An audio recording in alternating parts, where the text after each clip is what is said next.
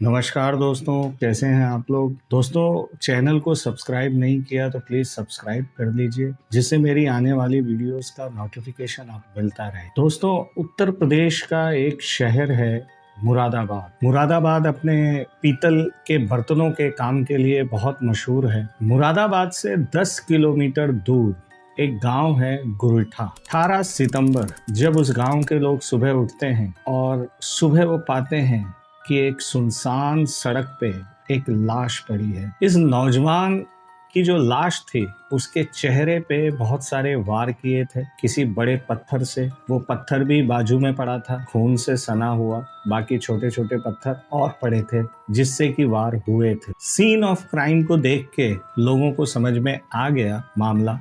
उन्होंने तुरंत पुलिस को कॉल किया। पुलिस मौके पे पहुंची। मुरादाबाद पुलिस ने पहले मौके का पूरा मुआयना किया, क्राइम ऑफ सीन को सीज किया, फोटोज ली और लाश को पोस्टमार्टम के लिए भिजवा दिया गया। मरने वाले लड़के की अभी तक कोई शिनाख्त नहीं हो पाई थी। पुलिस ने इस केस की छानबीन शुरू की और लड़के की जानकारी, लड़के की शिनाख्त कुछ ही देर में हो गई, क्योंकि वो नौजवान कोई और नहीं, उसी गोइठा गांव का रहने वाला था। नौजवान लड़के का नाम था योगेश।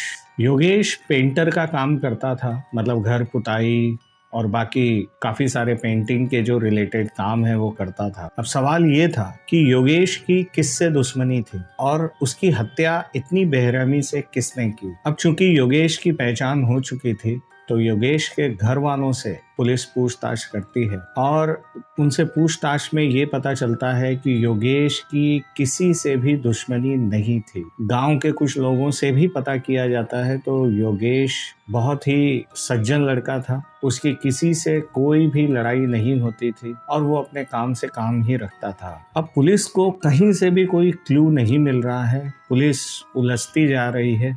पुलिस ने इस केस को रिविजिट किया दोबारा कि उस समय उसका टाइमिंग क्या था और पूरी जो कॉल डिटेल्स है वो योगेश की चेक की गई, क्योंकि मोबाइल वहीं पड़ा मिला था। पुलिस को एक क्लू हाथ लगता है। 18 सितंबर को ये लाश मिली थी और उसकी कॉल डिटेल्स के हिसाब से 17 सितंबर की रात को योगेश ने 112 पे कॉल किया था। 112 हेल्पलाइन नंबर है उत्तर प्रदेश पुलिस का। योगेश ने कॉल करके ये बताया था कि मुझ पे कुछ लोगों ने हमला कर दिया है। ईंट, पत्थर, लाठी, डंडों से वो मुझ पे वार कर रहे हैं और मुझको जान से मारने की कोशिश कर रहे हैं।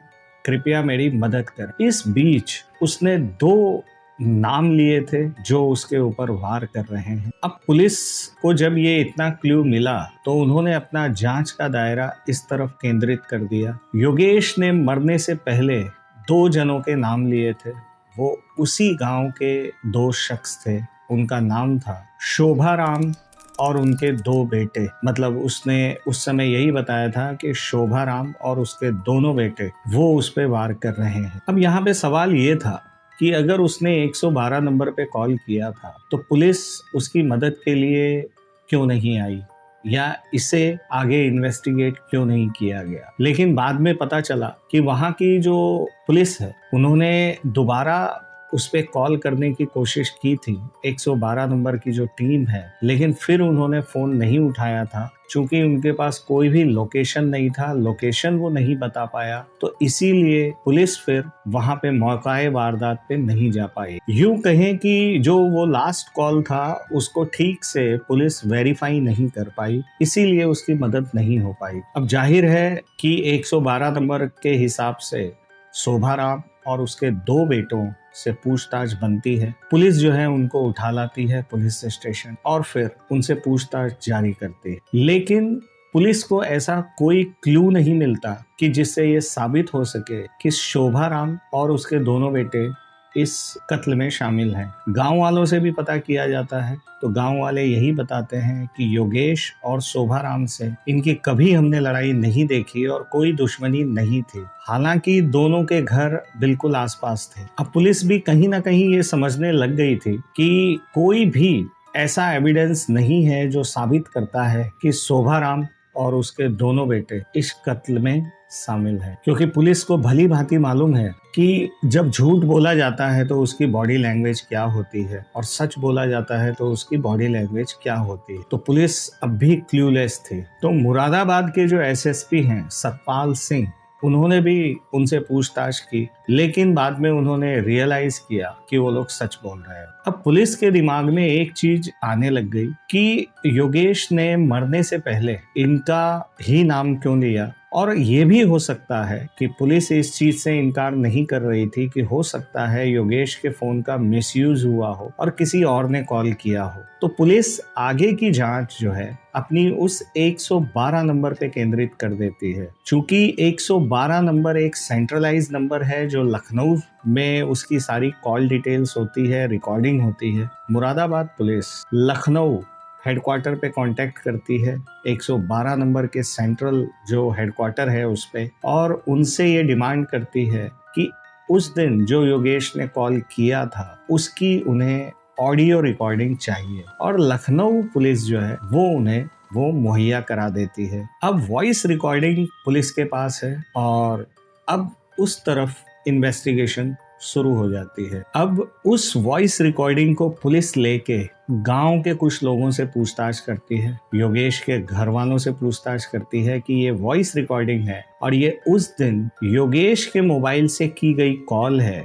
तो आप ये सुन के बताइए कि ये आवाज योगेश की है या नहीं। जब सभी लोग उस आवाज को सुनते हैं तो चौंक जाते हैं क्योंकि वो योगेश की आवाज नहीं थी। अब पुलिस को जो शक था वो साबित होता जा रहा था, क्योंकि पुलिस को ये शक था कि इस केस को उलझाने के लिए योगेश के फोन से कॉल किया गया, जिससे पुलिस इस इन्वेस्टिगेशन डिफर हो जाए, पुलिस इन्वेस्टिगेशन कहीं और घूम जाए, और इसीलिए शोभाराम और उसके 2 लड़कों पे इल्जाम लगा दिया गया। अब पुलिस की तरफ से ये कंफर्म हो गया था कि वो योगेश की आवाज नहीं है। चूंकि शोभाराम और उसके दोनों बेटे अभी भी पुलिस हिरासत में थे, पुलिस उनसे भी पूछताछ कर रही है, क्योंकि ये तो तय हो गया था कि ये लोग बेकसूर हैं। और पूछताछ में जब उन्होंने बात की तो उन्होंने एक चीज पूछी शोभाराम और उनके दोनों बेटे से कि क्या 17 सितंबर को कुछ अनयूजुअल हुआ था। तो शोभाराम का जो बेटा है गौरव, उसने बोला था कि योगेश के फोन से उसके पास उस रात में एक कॉल आया था, लेकिन वो बात ठीक से नहीं हो पाई क्योंकि आवाज साफ सुनाई नहीं दे रही थी, सिग्नल कट रहा था। गौरव ने दोबारा जब कॉल किया तो फिर किसी ने फोन नहीं उठाया। अब पुलिस के सामने एक सवाल था कि कौन है जो योगेश की हत्या करना चाहता था और कौन है जो इस हत्या के लिए शोभाराम को फंसाना चाहता, क्योंकि पुलिस की तरफ से ये साफ था कि शोभाराम और उसके बेटे तो मर्डरर नहीं है, लेकिन उनको फंसाने वाला कौन है। कहीं ना कहीं शोभाराम और उनके बेटों को मोहरों की तरह यूज किया जा रहा। अब पुलिस ने अपनी पूछताछ का दायरा बढ़ा दिया, गांव वालों से जिनसे पूछताछ नहीं हुई थी उनसे भी पूछताछ शुरू की, ज्यादा से ज्यादा लोगों का स्टेटमेंट लिया गया। तो इसी पूछताछ में एक चीज निकल के आई, एक कहानी निकल के आई, वो काफी चौंकाने वाली थी। शोभाराम की एक बेटी है स्वाति। इस लड़की का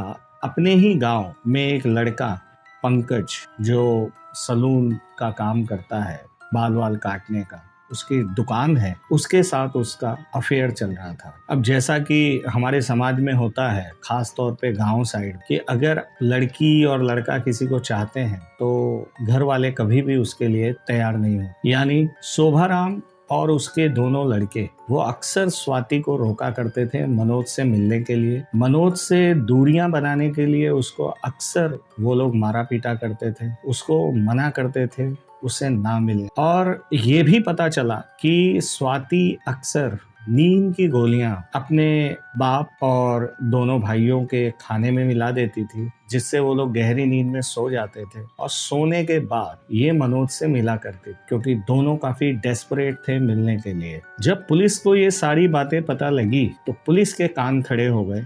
उन्होंने सोचा कि कहीं ना कहीं ये लोग इस मर्डर में इन्वॉल्व हो सकते हैं, और सिर्फ पुलिस का शक था और ये प्रोबेबल थ्योरी थी, लेकिन कहीं ना कहीं वो लोग मान नहीं रहे थे कि कोई बेटी अपने बाप और भाई को क्यों फंसाए। लेकिन पुलिस ने स्वाति को तुरंत हिरासत में लिया, पूछताछ शुरू की। स्वाति ने पूरी कहानी खोल के बता दी और उसने बताया कि मनोज जो उसका बॉयफ्रेंड है, उसने अपने 2 दोस्तों के साथ मिलके और योगेश की हत्या की है। लेकिन पुलिस के सामने सवाल ये था कि योगेश की ही हत्या क्यों। स्वाति से आगे पूछताछ में ये पता चला कि शोभाराम जो उसके पिताजी हैं, वो उसको काफी रोका टोका करते थे, काफी पाबंदियां लगा दी थी। तो उसने सोचा कि गांव में किसी का भी, ये कोई पर्टिकुलर नहीं था कि योगेश को ही मारा जाएगा, लेकिन किसी को भी बलि का बकरा बनाना था और किसी को भी मार देना था और उसका इल्जाम शोभाराम और उसके दोनों बेटों पे लगाना था, जिससे वो लोग जेल चले जाएं और फिर इनके लिए रास्ते खुल जाएं और फिर खुल के स्वाति और मनोज आपस में मिल सके। प्लान बना। मनोज और उसके 2 दोस्तों ने योगेश को बुलाया, उसको पार्टी का लालच दिया। तीनों ने शराब पी और शराब पीने के बाद नीम की गोलियां, जिसका एक्सपर्ट था मनोज, उसने खाने में और ड्रिंक में नीम की गोलियां मिला दी, जिससे योगेश बेहोश हो गया और उसके बाद इन लोगों ने उसका सर कुचल के उसको मार डाला। फिर उसी के फोन से 112 नंबर पे कॉल किया, जिससे वो मर जाए। मरने के बाद जिससे शोभाराम और उसके दोनों भाई इस कत्ल के इल्जाम में फंस जाएं और जेल चले जाएं। स्वाति, ये बताओ, आपने जो मर्डर की ये पूरा हुआ है, आपकी जानकारी में था? सर मेरी कोई जानकारी नहीं थी, मुझे बताई थी, मैंने इससे मना करी थी। मना करने के बाद मैं ये कह रहा तुझे मार दूंगा, तेरे घर वालों को ऐसा कर दूंगा, ये सब बोल के मैं कही जैसा तू कर रहा है वो करता रहा, मेरे पल्ले मत पड़ी। तो ये सब होया था मैटर। तो मतलब इसने आपको बताई थी ये पूरी? पर बताई थी, मैंने इससे बहुत मना करी थी, मैंने कोई फायदा ना, मत कर कह रहे तेरे भाइयों को मार दूँ। मन की ऐसा कुछ मत मारे। मैं आपको पूरी बात बताता हूँ क्या बात थी। सर जो मनोज ने मुझे बताया कि स्वाति की और मेरी मर्जी चल रही है। स्वाति की चाह रही थी कि वो मुझसे शादी करना चाहती है, पर उसके घर वाले नहीं मान रहे और वो भागना भी नहीं चाहती कि बाप की इज्जत खराब होगी। तो स्वाति ने कहा था कि किसी भी तरह मेरे भाइयों को फंसा दो और कुछ भी करो, तुम अपने पास से मेरे भाइयों को फंसा दो, जिससे हमारा रास्ता क्लियर हो जाए मिलने के। ये मनोज ने बताया था आपको? मनोज ने बताया था। एक कंप्लेंट के आधार पर 3 नामजद अभियुक्तों के खिलाफ अभियोग पंजीकृत किया गया। जब इसमें विवेचना प्रारंभ की गई तो जो मृतक था, मृतक के मोबाइल से यूपी 112 पे एक कॉल करके जो नामजद 3 अभियुक्त हैं उनके मारने पीटने की इंफॉर्मेशन दी गई थी। इवेंट अटेंड होने के पश्चात जो परिवारजन हैं और हम लोगों को भी उन्हीं पर शक था।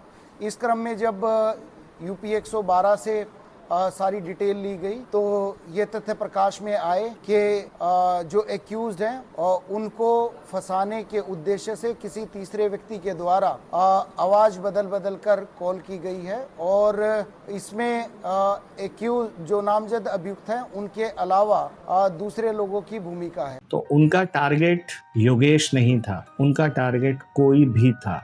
उस गांव का कोई भी अगर उस दिन मिल जाता तो वो लोग उसे मार देते, लेकिन चूंकि वो वहां से गुजर रहा था तो इसीलिए उसको लालच दिया गया और वो इनके झांसे में फंस गया और मारा गया। और एक बेगुनाह जिसकी कोई दुश्मनी नहीं थी किसी से, उसकी हत्या हो गई सिर्फ इस लालच में स्वाति अपने बॉयफ्रेंड मनोज के साथ आराम से मिल सकती। तो दोस्तों, कहानी यहीं समाप्त करता हूँ। चैनल को अगर सब्सक्राइब नहीं किया तो प्लीज सब्सक्राइब कर लीजिए। कोई कमेंट हो, आपको कहानी कैसी लगी, कुछ आपके सुझाव हों तो प्लीज शेयर करें। चैनल को लाइक, सब्सक्राइब एंड शेयर करें। मिलते हैं एक नई कहानी के साथ, तब तक अपना ध्यान रखें। नमस्कार।